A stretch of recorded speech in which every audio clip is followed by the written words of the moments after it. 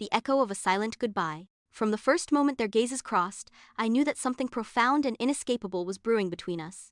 It wasn't a noisy thunderbolt, of those that stun you, not with bells and fireworks, but a soft whisper in the soul, a silent promise woven in the humid air of that old library. I was Elara, with my life woven among the threads of old books and the aroma of aged paper, searching in each page for an escape from the monotony. He was Gabriel, a stranger with storm-colored eyes and a smile that defied the quilew. I am tired of my existence. He had arrived at the small coastal town, seeking, he said, inspiration for his art, but his brushes soon found their muse in me. Our encounters became our rituals. In the cafeteria with the scent of cinnamon and promises, on the seashore where the waves seemed to tell our stories, or in the complicit silence of my library, where our hands brushed, upon taking the same volume, we fell in love with the slowness of a flower opening in the sun, petal by petal, revealing a beauty that I did not know could exist. Gabriel painted my dreams, my fears, the light hidden in my eyes. I read his soul, his secrets, the shadows that sometimes danced in the depths of his gaze. It was a love that promised eternity, built on mutual understanding. Ah, y la pasión desbordante. I felt seen, for the first time in my life, truly seen. But destiny, like a cruel artist, weaves its own threads into the most perfect plot. One rainy afternoon, with the sky crying alongside my heart, Gabriel confessed the truth he had kept hidden, his illness. A degenerative condition, slow but relentless, that threatened to steal from him I lost not only his art, but also his memory, his memories, the very essence of who he was. The revelation fell like lightning in my idyllic world. How was it possible that such a vibrant love was destined to fade into the darkness? The pain suffocated me, but it did not break me. At that moment, a new promise formed in my heart. I would not abandon him. We would fight together against the inevitable advance of the promise formed in my heart. Illness, building a sanctuary of memories that time could not erase. The days became weeks, the weeks became months, and love transformed into an act of unwavering faith. Each caress, each glance, each word, was imbued with a melancholic urgency. We painted together, he with increasingly uncertain strokes, I with a fierce determination to capture each instant of his lucidity. We recorded our conversations, filling tapes with laughter and promises. We visited every corner of our town, immortalizing landscapes and moments in photographs that would become ship's anchors in a sea of oblivion.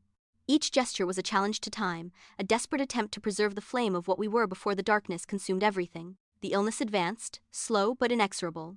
First, there were small lapses, forgotten names, confused dates. Then, the strokes of his brushes lost their sharpness, his words became scarcer, his eyes, before, I saw vivid dreams, sometimes lost in a desolate emptiness. My role changed from lover to caregiver, a transition that, although painful, I assumed with absolute devotion.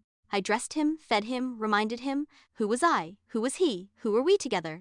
I read him the books we had shared, I showed him the paintings I had created, hoping to ignite a spark of recognition, and, in his eyes, sometimes, for a fleeting instant, that spark appeared, a flash of his former lucidity, and my heart swelled with a fleeting and painful joy. The challenges of the illness not only affected Gabriel, but also tested the foundations of my own existence. The physical and emotional fatigue was overwhelming, the sleepless nights, the constant worry, the helplessness.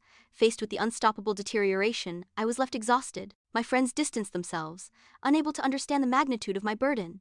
My own identity began to blur, merging with that of Gabriel. I wondered if I had lost the Elara I once was, the woman who loved books and tranquility. Loneliness, despite being physically beside her, became a constant companion. One day, reality hit me with devastating force. Gabriel looked at me with strange eyes, empty of recognition. "Who are you?" he asked, with a voice that was no longer his, but an echo, distant. The words were nailed into my soul, a brutal reminder of the disease's victory. Despite my attempts to rekindle his memories, to show him the photos, to reproduce our old recordings, the emptiness in her eyes remained. It was as if the person she loved had disappeared, leaving only a soulless body, a shadow of what she was. The Elara who had promised Char until the end, he encountered the inescapable truth. The end had arrived, although he still breathed. I did not abandon him. Taking care of Gabriel became my purpose, even when he no longer are. I knew it was an act of pure, selfless love, a tribute to the person she was and to the love we shared. But inside me, the Elara of before, the woman who dreamed of a bright future to her adieu, was slowly fading away, consumed by pain and resignation. The life we had built, the plans we had forged, crumbled like sandcastles under the tide. I clung. He clung to the memories, the paintings, the recordings, like a castaway to a piece of wood in the midst of a raging ocean. The final farewell was not a sudden death, but a slow fading. Foundation, a soft exhalation that freed his soul from the bonds of his sick body. At that moment, a strange peace invaded me. There was no more suffering for him, no more struggle, only silence. A silence that reminded me of the immensity of my loss. The void he left was immense, a black hole in my personal universe. I cried, not only for him, but for the Elara that had been, for the dreams, torn clothes, and because of the love that, although eternal in my heart, no longer had a physical presence. The following months were a fog of mourning. The house felt empty, the book seemed to have lost his magic. The smell of aged paper now reminded me of his absence. But little by little, from the rubble of my pain, I began to rebuild myself. I revisited the library, but this time not to search for an escape, but to find comfort and a new direction. I began to write, not about him, but about me, about the healing process, about the strength I had found within me. It is a slow and arduous path, but each word, each paragraph was a step towards the light. Years later, I became a writer.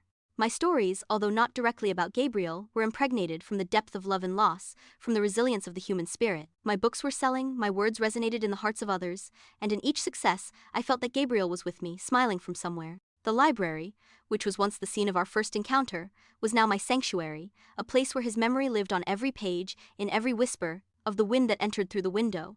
His love had not destroyed me, it had transformed me. It had taught me the fragility of life and the infinite capacity of the human heart to love, even in the deepest darkness. I learned that true love does not reside in the absence of pain, but in the ability to love despite it, to find beauty in the scars, and to carry the echo of a silent goodbye in the heart, transforming it into a melody of hope.